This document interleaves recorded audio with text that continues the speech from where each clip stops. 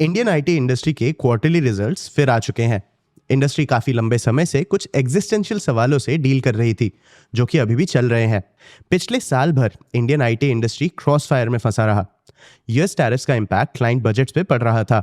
Discretionary spending भी कम हुआ, जिसका कारण शायद एक ग्लोबल स्लो डाउन हो सकता है। और तो और इंडियन आईटी का बिजनेस मॉडल एआई से भी काफी थ्रेट फेस कर रहा है। पिछले क्वार्टर से अब तक एआई में बहुत बड़े डेवलपमेंट्स हो चुके हैं। हमने एक रीसेंट वीडियो में इन चेंजेस को भी कवर किया है। आईटी इंडस्ट्री के इन प्रॉब्लम्स में से एक भी कोई नया प्रॉब्लम नहीं है, लेकिन कंपनीज इन प्रॉब्लम से कैसे डील कर रही हैं वो इस क्वार्टर में और क्लियर हुआ है। आज के इस वीडियो में हम इन्फोसिस, टीसीएस, एचसीएल टेक और टेक महिंद्रा या टेकएम के फाइनेंशियल ईयर 26 के थर्ड क्वार्टर के रिजल्ट्स एक्सप्लोर करेंगे। सबसे पहले हम इन कंपनीज के नंबर्स देखेंगे, फिर हम इस इंडस्ट्री पे एआई का इम्पैक्ट देखेंगे, हम इंडस्ट्री के हायरिंग प्रोसेस में आए चेंजेस भी देखेंगे। एंड में हम आईटी इंडस्ट्री के डाइवर्सिफिकेशन स्ट्रैटेजी को भी समझेंगे। हम मिड कैप आईटी कंपनीज को भी जल्द ही कवर करेंगे, लेकिन एक दूसरे वीडियो में। मैं हूं आपका होस्ट देब, आप देख रहे हैं मार्केट्स बाय ज़ीरोधा हिंदी। चलिए शुरू करते हैं। सबसे पहले इंडस्ट्री के प्लेयर्स के नंबर्स देखते हैं। एक वन ऑफ इवेंट में आईटी इंडस्ट्रीज के प्लेयर्स के प्रॉफिट्स पे नए लेबर कोड्स का इम्पैक्ट पड़ा है। ऐसा इवन बड़े प्लेयर्स के साथ हुआ, इसीलिए इनके ओवरऑल प्रॉफिट फिगर्स में फॉल हुआ है। लेकिन जब इस इवेंट के लिए एडजस्टमेंट्स किए जाते हैं तो कंपनीज के लिए सिचुएशन फेवरेबल दिखता है। वैसे अगर आप इन नए लेबर कोड्स के बारे में जानना चाहते हो तो हमने इस पे भी एक डिटेल वीडियो बनाया है, लिंक डिस्क्रिप्शन में है। टीसीएस का रेवेन्यू ईयर ऑन ईयर लगभग 5% बढ़ा और पिछले क्वार्टर से 2% बढ़ा और 67,000 करोड़ रुपीस तक पहुंचा।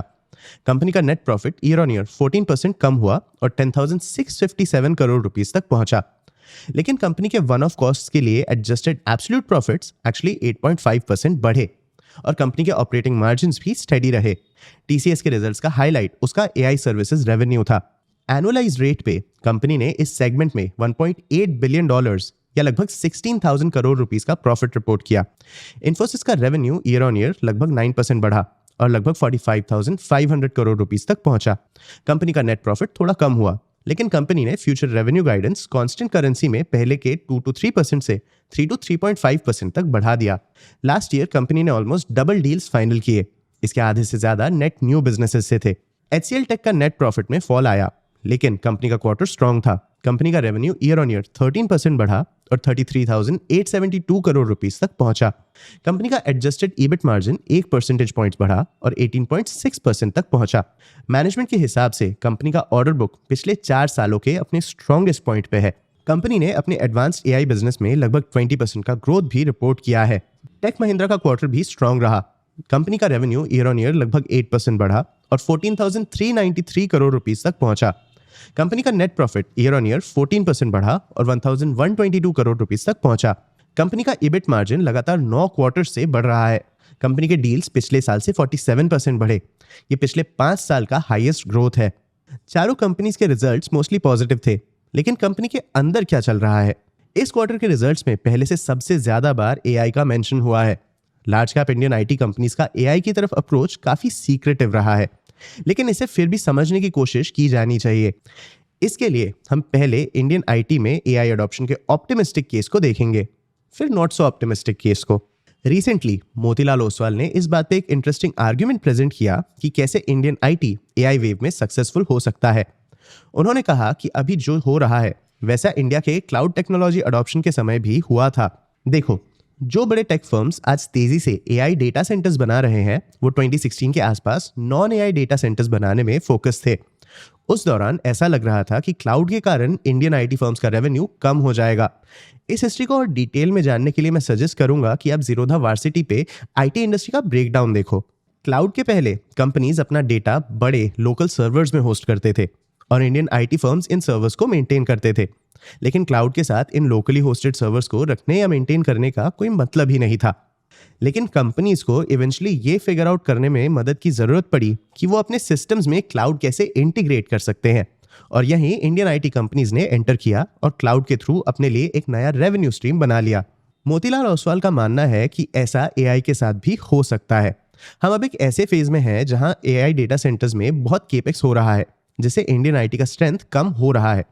लेकिन जब एडिशनल केपेक्स का एडवांटेज खत्म हो जाएगा और डिप्लॉयमेंट प्रायोरिटी लेगा, तब इंडियन आईटी फर्म्स के लिए फिर से नए रेवेन्यू स्ट्रीम्स खुल सकते हैं।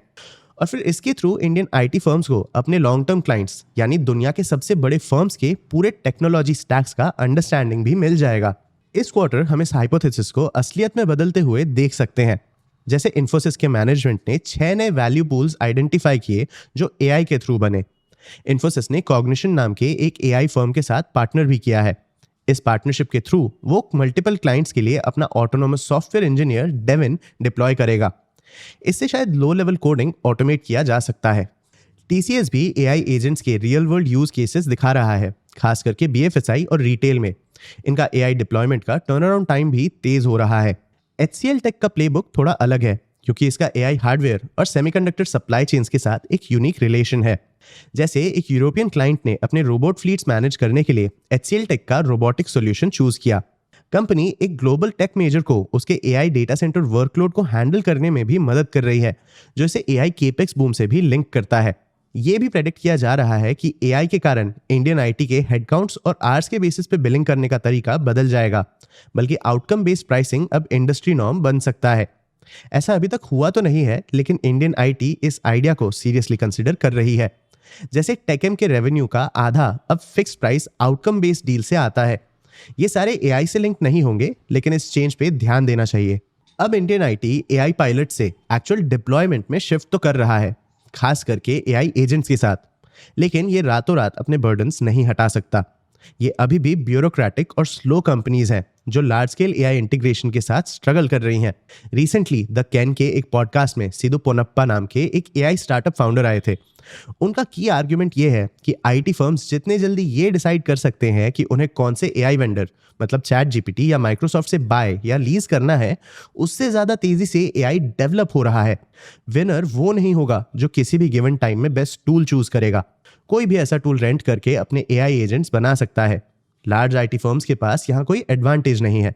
पोनप्पा के हिसाब से बेस्ट आईटी फर्म वो होगा जो एक फ्लेक्सिबल ऑपरेटिंग सिस्टम या ओएस बनाता है जो आसानी से एआई टूल्स में स्विच कर सकता हो। ये यूनिक मोड बनाने का एक ही तरीका है। इस क्वार्टर कई एआई फर्म्स ने बड़े एआई प्रोक्योरमेंट डिसीजंस भी लिए हैं। इन्फोसिस ने डेविन के साथ, टेकएम ने जेमिनाई के साथ और कई और। ये टूल्स महीनों के इंटरनल टेस्टिंग के बाद बल्क में प्रोक्योर किए जाते हैं, लेकिन एक बड़े एआई डेवलपमेंट के कारण ये सारे एक्विजिशंस रिडंडेंट या यूजलेस हो सकते हैं। अब हर आईटी फर्म के पास अपना खुद का एआई स्वीट है जो इनके रिडंडेंसीज मैनेज करने का ओएस हो सकता है। जैसे इन्फोसिस का टोपाज नाम का एआई प्लेटफॉर्म, टीसीएस का विजडम नेक्स्ट एक्सेट्रा। लेकिन ये कितने फ्लेक्सिबल हैं और ये कितना रेवेन्यू जनरेट कर सकते हैं, ये अभी भी अननोन है। तो इस सवाल का कोई क्लियर जवाब नहीं है कि क्या इंडियन आईटी के पास एक डिफेंसिबल एआई बिजनेस है। शायद ये टाइम क्लाउड एरा जैसा ना हो और बिना किसी मोड के एआई के थ्रू जो नए वैल्यू पूल बन रहे हैं वो कॉम्पिटिटर्स ले जा सकते हैं। चलिए अब हायरिंग ट्रेंड्स देखते हैं। इन चारों में से इन्फोसिस सबसे अलग था क्योंकि इसने अपना हेडकाउंट एक्चुअली बढ़ाया। इस क्वार्टर कंपनी ने 5000 नेट एम्प्लॉइज ऐड किए। कंपनी फ्यूचर में और हायर करेगी, लेकिन बाकी सबके हेडकाउंट्स कम हुए। ये कुछ हद तक साइक्लिकल है और कुछ हद तक वॉलंटरी, लेकिन इसके पीछे कुछ स्ट्रक्चरल रीजंस भी हैं। जैसे 2 क्वार्टर पहले टीसीएस ने 12,000 एम्प्लॉइज को ले ऑफ किया। सेकेंड क्वार्टर में ये नंबर 20,000 तक बढ़ गया। ये टीसीएस के पूरे वर्कफोर्स का 3% है। इस क्वार्टर कंपनी ने और 1,800 एम्प्लॉइज को निकाला। इसका कारण पिछले 2 बार जैसा ही था। इन एम्प्लॉइज को स्किल मिसमैच के कारण रीडिप्लॉय नहीं किया जा सकता था, लेकिन साथ ही साथ टीसीएस में एआई के कारण भी काफी रीस्ट्रक्चरिंग हो रही है। पिछले लेऑफ्स एआई के कारण शायद ना हुए हों, लेकिन टीसीएस ने ये इंडिकेट किया है कि वो नियर फ्यूचर में मास हायरिंग नहीं करेगी। कंपनी ने कहा कि इसका फोकस एग्जिस्टिंग वर्कर्स को रीस्किल करने में है। टेकएम इस मामले में शायद ऑलरेडी आगे है। कंपनी का हेडकाउंट 3000 से ज्यादा कम हो चुका है। इसका सबसे बड़ा कारण इनका फिक्स्ड प्राइस डील स्ट्रैटेजी है, जो हेडकाउंट के हिसाब से प्राइसिंग सेट नहीं करता। कंपनी ने कहा कि ये डील्स इनकी प्रोडक्टिविटी इतनी बढ़ा रहे हैं कि इससे इंटरनल टैलेंट रिलीज हो रहा है। कंपनी एक्सटर्नली हायर करने की जगह इस रिलीज टैलेंट को चूज कर रही है। इंडियन आईटी फर्म्स अपने हायरिंग के बारे में ऑलरेडी काफी सिलेक्टिव थे, लेकिन शायद अब इंडियन आईटी का हेडकाउंट और इसका रेवेन्यू अलग अलग होने वाला है। हम इस बारे में श्योर नहीं है कि इसका लॉन्ग टर्म इम्पैक्ट क्या होगा, लेकिन ये एक चेंज का पॉइंट है। लास्टली चलिए अब इंडियन आईटी बिजनेसेस का ज्योग्राफी देखते हैं। छोटे फर्म्स यूएस पे बिजनेस के लिए डिपेंडेंट है, लेकिन बड़े आईटी फर्म्स के साथ सिचुएशन ऐसा नहीं है क्योंकि ये वेल डाइवर्सिफाइड है। इस क्वार्टर यूएस टैरिफ्स के कारण इन बड़े फर्म्स के हेजेस और स्ट्रांग हुए। जैसे टीसीएस का यूएस बिजनेस फ्लैटन हुआ, लेकिन यूरोप इसका सबसे ब्राइट स्पॉट था। इन्फोसिस का सिचुएशन भी सेम था। इसका European business year on year 7.2% बढ़ा और इसका नॉर्थ अमेरिकन बिजनेस एक्चुअली थोड़ा कम हुआ। टेकएम का Europe business year on year 11% बढ़ा। लेकिन इंडियन आईटी बस वेस्टर्न वर्ल्ड के साथ बिजनेस नहीं कर रहा है। जैसे टेकएम जापान, साउथ ईस्ट एशिया और ऑस्ट्रेलिया जैसे प्रायोरिटी मार्केट्स पे फोकस कर रहा है। इन मार्केट्स में रेवेन्यूज ईयर ऑन ईयर लगभग 13% बढ़े।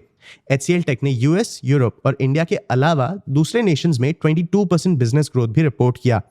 ये इंडियन आईटी के लिए नए फास्ट ग्रोथ एरियाज हैं। ये डाइवर्सिफिकेशन ये भी दिखाता है कि इन फर्म्स के क्लाइंट्स क्या चाहते हैं। जैसे सोवरेन एआई क्लाउड का आइडिया इन कंपनीज में एक कॉमन थीम रहा है। कई फर्म्स और देश खुद के क्लाउड सिस्टम्स बना के अमेरिकन प्रोवाइडर्स पे अपना डिपेंडेंस कम करना चाहते हैं। जैसे एक मिडिल ईस्टर्न टेलीकॉम ग्रुप ने सोवरेन एआई इंफ्रास्ट्रक्चर बनाने के लिए टेकएम को चूज किया है। एचसीएल टेक ने भी अपने मार्केटिंग ऑटोमेशन प्लेटफॉर्म्स में एक अपटिक नोटिस किया है, क्योंकि इसके क्लाइंट्स भी सॉवरेन सॉल्यूशंस चाहते हैं। इंडियन आईटी इंडस्ट्री एक बहुत बड़े चेंज से गुजर रहा है। आपको क्या लगता है, क्या AI wave Indian IT industry के लिए क्लाउड एरा जैसा सक्सेसफुल होगा, या क्या एआई के कारण इस इंडस्ट्री में बहुत बड़े चेंजेस आने वाले हैं? अपने व्यूज हमें कमेंट सेक्शन में जरूर बताना। आगे आप कौन से टॉपिक्स पे वीडियोस देखना चाहते हो, ये भी हमें कमेंट सेक्शन में जरूर बताना। अगर ये वीडियो आपको इन्फॉर्मेटिव लगा तो इसे लाइक और शेयर जरूर करना। ऐसे ही और वीडियोस के लिए चैनल को सब्सक्राइब भी कर लेना। आज के लिए इतना ही, मिलते हैं अगले वीडियो में।